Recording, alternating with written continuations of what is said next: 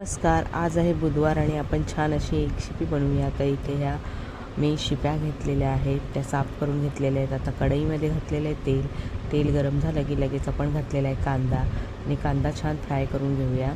त्यामध्येच मी घातलेला आहे ठेचलेला लसूण आणि कांदा छान परतून झाला की लगेच घातलेला आहे टोमॅटोचे काप हे जाडसर घेतलेले आहेत. आता आलं लसूण पेस्ट घातलेली आहे आणि घरगुती भाजकं वाटण घेतलेलं आहे. वाटपामध्ये कांदा, लसूण आणि खोबरं असं वाटण आहे. आता घातलेलं आहे गरम मसाला, हळद, धना पावडर आणि लाल तिखट आणि एक शिपी आणि बटाटा घालून आता आपण जे शिंपल्यांचं काठ येतो त्यामध्येच आपण ते मिक्स करून घेतलेलं आहे. आणि हा इथे बघू शकता या रश्श्यामध्येच आपण ह्या एक शिपी छान अशी शिजवून घ्यायचं आहे.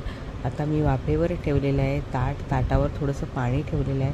आता छान उकळी आली की इथे बघू शकता मस्त अशी आपली एक शिपी शिजलेली आहे. आता वरून थोडंसं चवीनुसार मीठ घातलेलं आहे आणि कोथिंबीर आणि तयार आहे एक शिपी.